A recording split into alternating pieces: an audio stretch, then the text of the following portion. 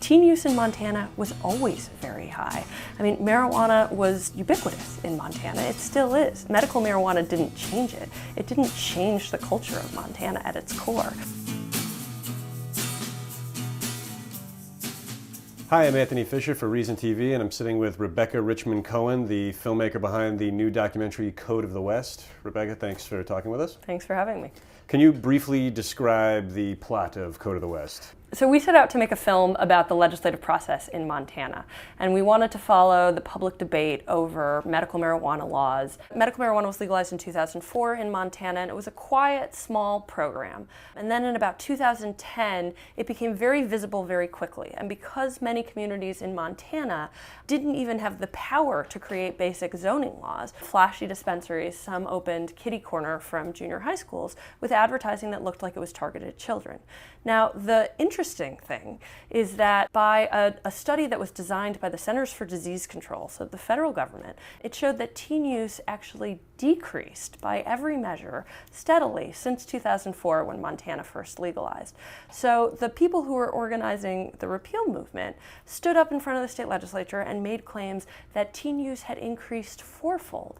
And this information was simply not correct. I think there was a lot of fear. I think there was a lot of misinformation, and the opposition picked up on it. The fear and misinformation was fueled in no small part by statewide raids that were conducted by the federal government. Can you describe what the Code of the West, that is the title of your film, what does that refer to? So the Code of the West was another bill that we followed through the Montana state legislature. And it was a bill that would codify the Cowboy Code of Ethics as the official state code of ethics. And we thought it was a great metaphor about the sort of anxiety that was also revealed in the medical marijuana debate. An anxiety that was really about the identity of Montana. And it seemed like both the people who were pushing to repeal the medical marijuana law and the people who were pushing to codify the Cowboy Code of Ethics had some sort of nostalgia for a past that was really imagined and never existed. Teen use in Montana was always very high.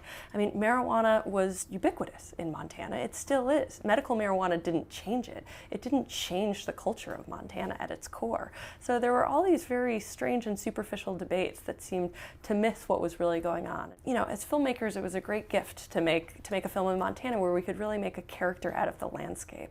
And this gave us a sort of lyrical way to explore this metaphor. Speaking of characters, the former governor of Montana, who's depicted in your film, taking a branding iron to represent his veto of the medical marijuana repeal bill. Can you talk a little bit about him? Yeah. The state legislature moved to repeal the medical marijuana law, and Governor Brian Schweitzer moved to protect the will of the people and vetoed the repeal, literally with a hot stove and a branding iron on the front steps of the state capitol.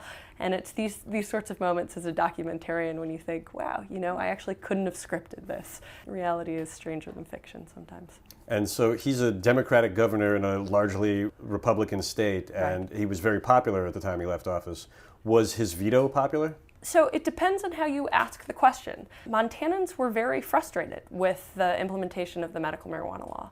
And so if you asked the question to most Montanans, would you rather keep the law as it is or repeal it? Most Montanans would in fact have said, we prefer repeal. Now, if you rephrased the question and said, would you prefer regulations and reform and keeping the medical marijuana program versus repeal, then a much larger percentage, 70-something% of Montanans would have preferred just to fix the law. Where does the issue stand now? Yeah. Well, in some ways, we made a strange film about an outlier state. Most states are moving forward in implementing sensible marijuana policy reforms. Montana was one state that moved backwards. But it's also a really important story to tell, and I think in many ways even more important to tell now, because there's a way to do this wrong, and there's a way to do this better. And one of the wonderful things about allowing states to be the laboratories of experimentation is to figure out what we can learn from the states that have done it well, from states like New Mexico and Maine, where patients do have access to medical marijuana, yet there isn't an intense backlash.